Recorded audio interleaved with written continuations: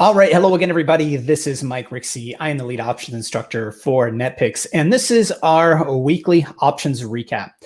In today's session, I will go ahead and walk you through some of the trades that we have on here.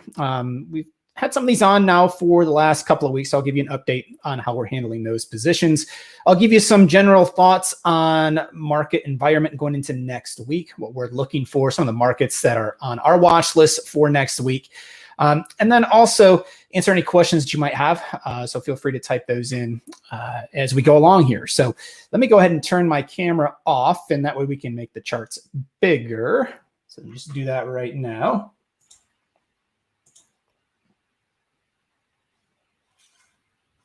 All right. So like we normally do, I'm going to start out by giving a big picture view of this overall market. It has been another week completely dominated by the headlines, right? Specifically, whether we're going to get a stimulus bill or not, right? We've had rumors in both directions. Earlier in the week, we had a brief sell-off. One of the only sell-offs we had all week was caused back, was it Tuesday afternoon, when President Trump issued a tweet saying, hey, negotiations are off. We're not going to get anything until after the elections. And the markets immediately tanked. It only lasted a few hours. And that same evening, he already started to backtrack on that statement. And here the rest of this week, we have seen more headlines come out that now there is another deal in the works and we're seeing another rally back to the upside. This is going to be the story for the next few weeks. I'm not saying we're going to see endless buying here, but it's going to continue to be a news-driven environment because we have the unknowns with the stimulus. We have the unknowns with the COVID numbers picking up. And then most important, as we get closer to the election, we're going to have headlines hitting left and right, whether, President Trump is going to get reelected. Is Biden going to win? There's a lot of unknowns there. So the reason I continue to point this out, it continues to be an environment where it is absolutely crucial to stay as diversified as you possibly can. Keep the risk small, control the risk. I know it's tempting with some of these big moves in some of the tech stocks, for example, it's tempting to want to just load the boat and go for those big winners. The problem with that is you just don't know when those headlines are going to hit. And if you get caught on the wrong side of a headline driven move, things can change in a hurry, right? So staying diversified, keeping that risk small, very, very important in this current market. From a technical perspective, we came into this week, the last couple of sessions that we've done here, we've talked about how we have been cautiously bullish. And I think you've had to be bullish just given the overall sentiment in this market. We have talked about how since testing the 89 exponential moving average, which is the blue line that I'm circling there on the daily chart, we have basically spent the last few weeks rallying back to the upside, and it certainly feels like this market wants to take another stab at the all-time highs. The all-time high on SPY is at 358.75. Now, we still have $12 to go to hit that level. There's still a lot of room there. But given the amount of support that the central banks and the Fed and the president are throwing at this market, it's hard to expect anything other than a continued move higher here over the next couple of weeks. Along the way, we could certainly have some of those brief sell-offs, whether it be headline driven or we just get a brief round of profit taking. But I do think any type of weakness that we get here over the next couple of weeks, I think you have to lean bullish here. I think you have to lean towards buying the dip. As much as I hate saying that, we just continue to see a market that buys up weakness at any sign of trouble. Now, there are a little bit, there's some concern there as far as whether this market can head higher and hit those all-time highs again. And my concern specifically is on the volume side. We continue to see volume tailing off on many of these rallies.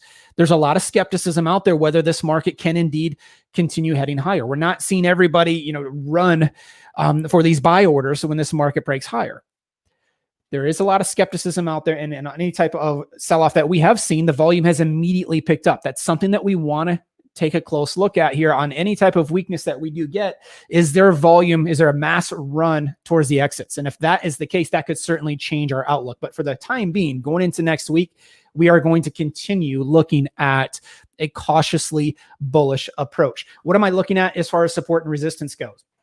The next area of resistance, the big one that I've been talking about here, is 350. That would be the next area that I would potentially look for a pause. And then, of course, the all-time high up at 358.75. Those are levels that I'm looking at on the upside. On the downside, should we get some selling, if the headlines do turn and we start to get a move to the downside, the first area of support isn't until that 339.74 level. That's the 8-period exponential moving average. We are certainly extended here. If you go back to Tuesday afternoon, we saw the brief round of selling after the Trump tweet, and it's been a pretty massive move higher. We're getting extended here in the near term. I wouldn't be surprised at all if sometime this afternoon or even early next week that we do get a brief round of selling. Not expecting anything significant. And again, like I mentioned a few moments ago, if we do get that, I think you have to lean towards buying that dip. So the volume, I had a question come in here this past week. I mentioned, volume in these videos quite a bit. What do I consider good and bad volume? Well, if you take a look at the volume indicator down at the bottom, if you take a look at the 50-period moving average of that volume, it's that the yellow line there. We're looking at around 67 million shares. Historically speaking, good volume on SPY is well over 100 million shares. Right? That would be considered really great volume that would be confirming any type of movement that we're seeing. The volume that is considered light is when we struggle to hit 50 to 60 million shares. That's an incredibly light number. And we have seen that. If you go back here on a lot of these moves to the upside, it's been a struggle to hit 50 million shares. That's very light volume, and that makes it more difficult to get in and out of trades quickly and at good pricing. Definitely want to see that volume uptick here. If we're going to get a move up towards the highs, that's fine, but I want to see volume confirm the move. So far, we're not getting the volume to back up the move yet. If we take a look at the VIX is still well above 20. In fact, we're at 25, which is very unusual given the extent of the buying here lately. We still see that VIX at an elevated level. There's still all of that uncertainty that's being priced in here because of the unknowns with the stimulus, with the unknowns with the election. That's still being priced in. Now, how do I apply that to my trading? When we start to see the VIX, historically, when I say historically, I'm talking about the last 10, 12 years. When you start to get the VIX in the upper teens to low 20s, that typically means the options are very expensive. If you're going to buy the options, that's fine. You're just going to pay up for them. They're going to be more expensive, and I tend to lean towards more credit spreads in that type of an environment. I can still lean bullish or bearish, but using a credit spread would allow me to take advantage of the high option pricing and put on a trade that would give me multiple ways of making money. What's been unusual about this year is we've had the VIX. If I switch over to a daily chart of the VIX here, you can see that we have been above 20 now. The last time we were below 20, it was a brief one-day event back in August. But for most of this year, we have seen the VIX well above 20. This is a very unusual stretch. We don't typically see this length of a move on the VIX above 20. Now, that continues to mean that I'm leaning towards the credit spreads. I'm still using a lot of them right now. And that doesn't mean I'm opposed to buying calls and puts. I just want to pick and choose my spots carefully. I'm continuing to use, for me personally, I'm continuing to use the further out options. If I'm going to buy an option, I'm going to typically do so in an expiration cycle. It has between 20 and 40 days left expiration. Just to try to limit the time decay, give myself more time to hold these positions, because it has taken a little bit longer, even though the volatility is elevated. A lot of these moves just take longer to develop and complete. So I'm just building that into the way that I'm taking trades in this market. All right. Let's briefly talk through the internals here today. It's very clear that we have a strong market here midday, just looking at the peer index numbers. But when you take a look at the internals, you can see that it's a little bit different picture here. The volume ratio, 1.34 to 1 positive on the NYSE. Volume, even though it's a little bit lighter, it does favor the upside. We're at 2.29 to 1 positive on the NASDAQ. There's definitely more volume on the upside than the downside, but we're not at impressive levels here. If this was going to be just an explosive move higher, we would see these numbers at +4 to 1, +5 to 1. We're not there yet. On the advanced decline line in the upper right-hand corner, on the NASDAQ, it's at +600. If this was going to be a broad-based move where everything's participating, we would see that number at +1,000. We're not there. This is not broad-based movement so far today. And then on the NYSE, when I say NYSE, I'm talking the New York Stock Exchange. So let me switch the symbol here. And on the NYSE, we're only at plus 200. The market is higher because the names that are the biggest part of this market, the names that need to be higher are higher. Names like Apple and Amazon, Google, some of the financials, the names that have the biggest impact on overall market direction are higher here today. But you can see on my watch list on the left-hand side, there's a fair amount of red on this watch list. This is not broad-based buying across every sector. And then in the lower left-hand corner, we're looking at the tick. The tick tells us at that very moment in time how many stocks are trading on an uptick versus how many stocks are trading on a downtick. What I want to see here on a strong move higher, I want to see multiple buy programs. I want to see multiple plus 1,000 tick readings. We've had 2 of them so far today. On the downside, sell programs are represented by a minus 1,000 tick reading, and we haven't had a single one of them today. We actually haven't had one going back to Tuesday afternoon when President Trump issued a tweet that negotiations were off the table. We have not had any sell programs kick in since then. So it's definitely been a bullish market here. And on the 5-minute chart, you can see that we can clearly see where the news hit, right? The news hit late morning that there was a new plan being presented by the president. We saw a pretty massive rally there. And since then, we've kind of drifted back to the downside, which makes complete sense. The market's tired here in the near term. Very well could see some profit taking potentially heading into the weekend because there's still some unknowns. Even though there's been a plan approved by the president, getting that congressional approval here, that could be a different story. And we could definitely see some headlines over the weekend. Very well could see some profit taking. If you've got bullish positions on, probably wouldn't hurt to take some of those positions off, knowing that we're sitting on some nice gains. And again, anything can happen in this market. I talked here last week about how I've been looking for smaller winners, just tempering my expectations a little bit, given all of this headline risk, trying to book some profits when we have them, because again, things can change in a hurry here. So you can see from the internals, definitely a different story, definitely seeing some signs of some tired markets here, even though price action's king and price action is still positive on the session, definitely seeing some signs under the hood that we could very well get one of those brief moves lower here this afternoon or early next week. Let's move on over to the 195-minute charts. These are the actual charts that I use for my entry and exit points. Everything that we talked about so far is just me getting a big picture view of the overall market. And that can help determine how aggressive or conservative I decide to be. Am I going to use weekly or monthly options? Am I going to use long calls, long puts, or am I going to use more vertical spreads? That daily chart and the internals, those help me paint a picture of the overall market environment. And that helps me apply that to my own trading to determine how aggressive I want to be. So I talked here last week about how I'm cautiously bullish. I continue to lean that way. Doesn't mean I'm opposed to putting on bearish positions, but if I'm going to do so, I'm going to do so with smaller position sizes, and I'm going to use more credit spreads here, just given the current environment. Now, SPY on the 195-minute chart, we talked about this setup last week. It continues to grind its way higher. This setup actually triggered in on the long side back on September 30th. Our entry point was the series of blue plus signs there. Those are printing on the charts because our trend strength indicator down at the bottom flipped from red to blue, indicating that bullish sentiment was taking over. And since then, we can see that it's been a pretty steady move to the upside here.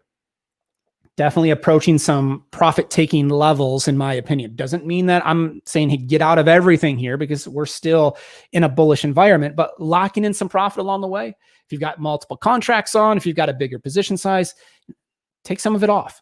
Maybe you take 25 to 50% off. Still leave some of that position on in case we get that runner of a move back up towards the all-time highs. I mentioned we're cautiously bullish still, but I want to make smart money management decisions here. Given the headline risk, let's take some profit along the way. I think that's just a smart decision. As far as new trades go, am I looking at anything new here going into next week? If you do not have positions on SPY, really not in a stretch, you're not in an area that I would be interested in initiating new trades. Keeping open positions on and managing those, that's fine. But I'm not seeing anything here that would back up initiating anything new. We'll take a closer look at it next week, just not seeing anything at the moment. QQQ, the NASDAQ ETF. Very similar story to SPY, very, very impressive looking chart, very bullish looking chart. The all-time high on QQQ, I mean, we still have a ways to go. It's not up till 303, 304 range. So definitely have some room to maneuver there. But this chart, very bullish price action. You can see here, very firm above the moving averages, both the 8-period and the 50-period exponential moving averages. Those are the moving averages right here. And then the trend strength indicator still in bullish mode. So I'm not seeing any sign of concern here. Definitely seeing a market that favors the upside, but like I just talked about on SPY, if you've got positions on here, you have the ability to close out of some positions or part of your open positions and book some profit. Probably a smart thing to do at this point in time. Just like SPY, not seeing anything new here. Nothing new jumping out at me for next week. If you've got positions on, that's fine. Just not looking to initiate anything new at the moment. IWM, which is the Russell ETF. It's been interesting here because for a good amount of this year, the Russell has been lagging behind. The NASDAQ has been the strong index product. The Russell's been lagging behind up until the last few weeks, where the Russell has certainly come to life. And the Russell, we're looking at small caps here. And the small caps have definitely perked up a bit. And it's been a pretty impressive move to the upside. This long setup triggered in back on October 2nd. It triggered in because our trend strength indicator went from red to blue. Went into bullish mode here, and it's been an impressive move higher. This is when it's a little bit different. I mentioned on QQQ and SPY, we've got profits there. You can start to peel off some positions. IWM, I would be a little bit more aggressive in booking profits if you have some bullish positions on. It's been a more impressive move. You can see the steep pace of this move to the upside. We know that that's not sustainable long-term. Not saying it's going to collapse, but the rate of increase here, that is not sustainable for any length of time. We're also on our pulse indicator down at the bottom. That's that red and yellow histogram. The pulse indicator had some questions on this. All it's looking at here, we like to use standard deviation channels on our charts. And a standard deviation channel is going to help identify extreme overbought or oversold conditions. Normally, we like to have 3 channels on our chart. We like to have a channel at a 1 standard deviation move, a 2 standard deviation move, and then a 3 standard deviation move. The problem with having those channels on the chart, for me, it just clouds up the chart. And if I get too much information going there on the chart here up at the top, for me, it makes it more difficult to clearly read the chart and clearly identify entry and exit points. So what we did is said, okay, let's create a histogram down at the bottom based on those standard deviation channels. When we start to see our pulse indicator plot yellow, like it did here yesterday afternoon, that indicates that price action is between a 1 and a 2 standard deviation channel move on the upside. If we had the channels up here at the top, you would see that price action would be between the first and the second channel. When we start to see that happen, that's typically a market that is tired. It's hitting a point where we will typically see either a period of consolidation or even a reversal in the other direction. Normally, I like to see a period of 3 yellow bars out of 5. If 3 out of the past 5 bars plot yellow, that would have me interested in potentially putting on a neutral to bearish position. That would benefit from that sideways move or a move to the downside. Right now, we only have 1 yellow bar out of the past 5. Now, it's something that it's piquing my interest here. It's definitely something that we can consider going into next week. Would I put on a new trade here today? No. I don't have the number of yellow bars that I need. But going into next week, if we get another leg to the upside here to start the week, let's just say we do get more progress on the stimulus deal and we get another higher open next week, that would have me interested in potentially selling some call spreads at that point. Right? So it's definitely on my radar for next week. Definitely one of those names that's on the top of my list. I just haven't done anything as of yet. Let's take a look at the metals.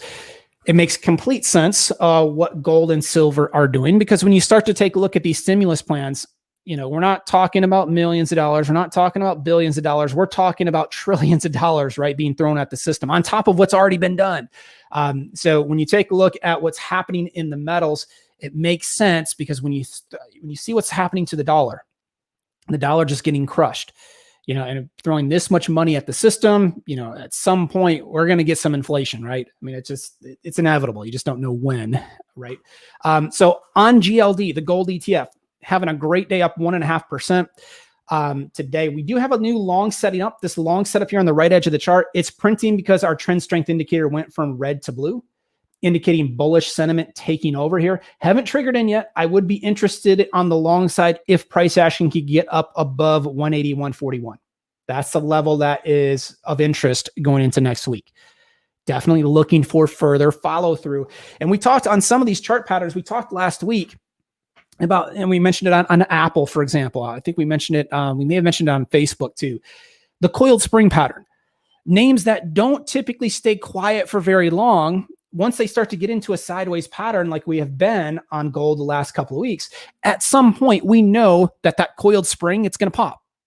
You just don't know when it's going to happen, nor do you know in which direction it's going to happen in. So far today, we have started to break out to the upside. Going into next week, if we can get some follow through, definitely would be leaning towards adding to some bullish positions. I already have some bullish trades on the metals. We actually closed out of a short put spread here today. Let me show you. Actually, I'll show you the trade in just a second. But the short put spread that we had on gold came because we got the yellow bars on the pulse indicator. Okay, those yellow bars on the downside, those are indicating that price actions between a 1 and a 2 standard deviation move on the downside. In other words, we're oversold in this case. I was looking for either a sideways consolidation or a reversal to the upside. Look what has happened since price action, or since that pulse indicator started plotting yellow here. We hit a low back towards the end of September. We started to get a really nice bounce higher. We then settle into a sideways consolidation, and now we're getting another move back to the upside. When the pulse indicator plots yellow, it is typically a pattern that will lead to either a sideways move or a reversal in the other direction. In this GLD trade, just another prime example of that pattern playing out. So here, let me show you the gold trade that we had on. We had sold, let me make sure I get my strike prices right here on my other computer. So we went out to the October 30th weekly options. They now have 21 days left to expiration. We actually put this trade on end of September. We came in and we sold the 172.5, 170 put spread. So I'm going to go ahead and load that trade up down at the bottom. That meant we were selling the 172.5 put, and we were buying the 170 put at the same time. Selling a put spread is a neutral to bullish position. Ideally, I want gold to move to the upside. If it does, I'm going to make money faster. I just don't need it to move higher. If we just move sideways, I can still make money from that type of a move. We initially sold this spread for 63 cents. We collected $63 per spread, tied up less than a couple $100 of capital. So very reasonable trade regardless of account size. And we closed this trade out for around 20 cents here today. It booked a $43 profit for us, 23% return on our capital. These are not going to be home run types of trades. The credit spreads are not going to produce, a 500% return. That's just not the nature of a credit spread. But what it did do is it gave us 5 ways of making money on the trade. I didn't care if gold moved up, down, or sideways as long as it stayed above 172.5. That's the strike price of the option that we sold. As long as it stayed above 172.5, I got to make money. We also made money as time decay added up. Every day that passes, options are going to lose value, and we were able to benefit from that by using a credit spread. And we were able to make money if volatility decreased. It gave us 5 different routes to follow to make money. Any combination of those 5, we're going to work out in our favor. Fortunately for us, time decay did add up, and we got to move to the upside. So we were able to close out of this position and book the profit. Now, why did I close it out today? If it's a neutral to bullish trade, we've got a nice profit. It's doing exactly what we wanted to do. Why close it out today? Why not hold on to the position and see if we can book the additional 20 cents of profit? The reason I don't like to hold the expiration, the closer you get to expiration, the gamma risk increases. And what the gamma risk is telling us is how quickly the options are going to react to changes in stock price. As you get closer to expiration, everything becomes more sensitive. Everything on an option price is going to become more sensitive. So I would rather close out of the position, book the partial profit, free up the capital for the next trade. instead of holding on, trying to hold the expiration to keep the full profit, what if between now and expiration, we get a reversal back to the downside? Now, all of a sudden, I go from a really nice profit to a potential loss. I'm giving all that profit back up. I don't want that to happen. In this market, again, tempering our expectations, looking for the smaller profits, taking the profit while we can. I think it's the smart thing to do, just given all of the headline risk that we're seeing right now. So that was the gold position that we close out. And then if we get another move to the upside, I'm more than willing to open up a new gold position next week. If we can hit that entry point, sure. I'm interested in opening up a new bullish trade at that point. SLV, silver. Another move to the upside today on silver, just like gold. Silver is actually up even more than gold today. Up almost 5% on the session, which is great. We did get a new long setup yesterday afternoon. We got a long setup because our trend strength indicator went from red to blue. We went from bearish to bullish mode. We got price action to close above our moving averages up top, both the 8 and the 50 period EMAs. And we did get an entry point at 23.32. That level was hit here today. So this is actually a trade that you could put on. If you don't have a bullish trade on silver, this is definitely a trade that you could put on. How would you do it? Let's jump back over to the trade page. This is a bullish setup. System giving us the green light to buy some long calls here. Like I mentioned earlier, I'm leaning towards the monthly options that have between 20 and 40 days left to expiration. I'm looking at the November monthly options. You could definitely adjust that. If you wanted to go with some of the shorter term weeklies, that's fine. I'm going out to the monthlies for a few reasons. Number one, the monthly options have better liquidity, better volume, better open interest. And number two, I want to give myself more time to be right. Just in case we don't get that quick move where we're in and out in a few days, maybe it takes a few weeks. By going out to November, we're able to limit the impact of the time decay. That's what I'm looking to do here. So with our entry point being hit, what strike price do I go with? Ideally, I like to go to, in this case, I'm looking for a call option. I like to go to the in the money calls. I'd like to go 1 to 2 strikes in the money. Or you can take a look at the delta. And ideally, we want to see a delta as close to 0.60 as possible. So it has me looking at the 22.5 calls here. Plenty of volume, plenty of open interest, very tight bid-ask spreads here. There's only 1 to 2 penny difference between the bid and ask prices. If I want to buy the 22.5 calls, you're talking about $1.80, $180 per contract. So very reasonable cost. You know, not tying up a ton of capital. If you've got a bigger account size, sure. I mean, you look at this volume and open interest, you can put this on with 50 contracts if you want, and not have any problem getting filled. So that would be the way that I would play the silver bullish position going into next week. All right.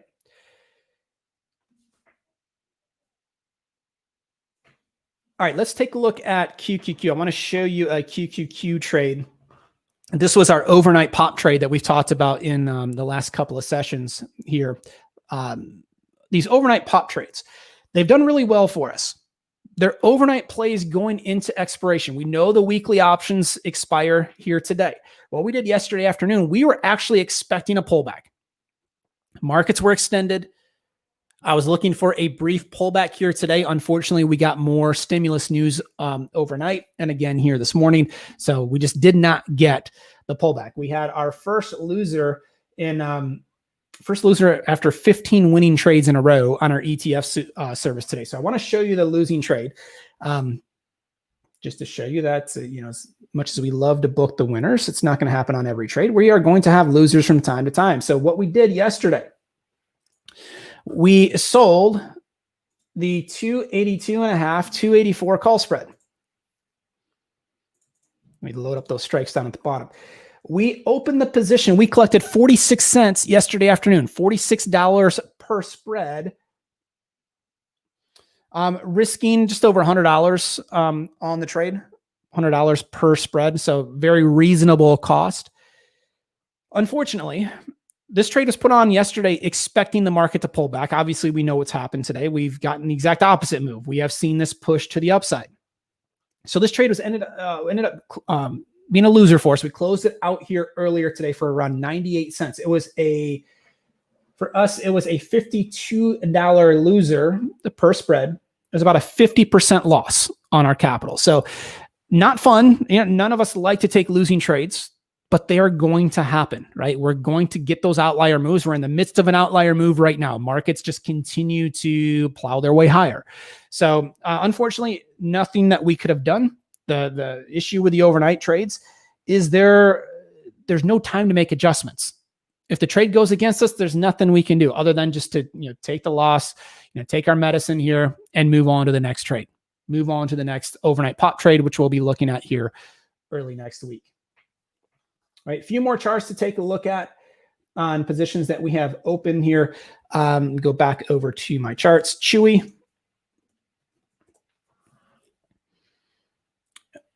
Go ahead and load up the chart. We have a bullish position on Chewy's having a really nice day. This is another coiled spring pattern where we were just stuck in a sideways move. Some of these markets, you get into those sideways patterns. They don't tend to stay quiet for very long. If you go back previously to when we've seen those sideways patterns, at some point we get these breakout moves higher, right? We saw another consolidation period in July. It broke to the upside. Every time that we see these consolidation phases here, we have seen price action break higher. And we're getting the start of one of those again today. Chewy up just over 3%, which is a really nice move. So we have some long calls on Chewy in the November expiration cycle, and we'll just continue to hold here, seeing if we can get some follow through going into next week. Walmart. We also have some long calls on Walmart, which is also having a nice day so far, up about 1%. It hasn't been anything overly impressive yet. We put this trade on back on October 5th. And we've just been stuck in a sideways pattern here. Definitely looking for a break higher on this one here. Small profit so far on our long calls on Walmart, seeing if we can get some follow through going into next week. And this type of a pattern, this is why we're trading the November options right now. Going out to those monthly options, just give us more time. We can hold on to the positions longer and not have the time decay be as much of an impact. If you trade a weekly option here and the move doesn't happen immediately, you're in trouble much faster. So Walmart being in November with our expiration cycle, we can hold longer there. XLV, which is the healthcare ETF. Also have a long call position here, which is moving nicely. We've got a really nice profit on this one so far. Up 0.75% today. Haven't hit our full target yet, but getting to a level where if we can get up towards 109, I would definitely be interested in booking some profit there. But again, I've got some long calls on out in November in the monthly options. So that trade is working out nicely for those of you that are part of our Simplified Option Superstars program. We do have our long call position working there on XLV. So switching back over before we wrap up. Again, heading into next week, would not be surprised if we do get a brief pullback early in the week. But again, every dip I think just needs to be bought until we until we get through the elections. I definitely think the Trump administration, central banks, the Fed, they're going to do everything to prop these markets up. So we're just going to continue to lean cautiously bullish here going into next week. And if that changes, we see some headlines over the weekend or early next week, and we start to see price action roll over, we are more than willing to change course and change our outlook. But for the time being, we are still leaning cautiously bullish here at these levels. So if you have any questions, feel free to type those in. Otherwise, I'm going to start to wrap up for the day. We will be back again next week. We'll try to do a live session Wednesday and Friday next week. Wednesday for our midweek recap, our midweek update, and then Friday for our weekly recap. So if anything comes up between now and then, if you have any questions that we can help with, feel free to post a comment here on the YouTube video, or you can email me directly. Mike@netpicks.com is the email address. So at this point, I am going to wrap up for the day. Enjoy your weekend, everybody. And I will talk to you guys here next week.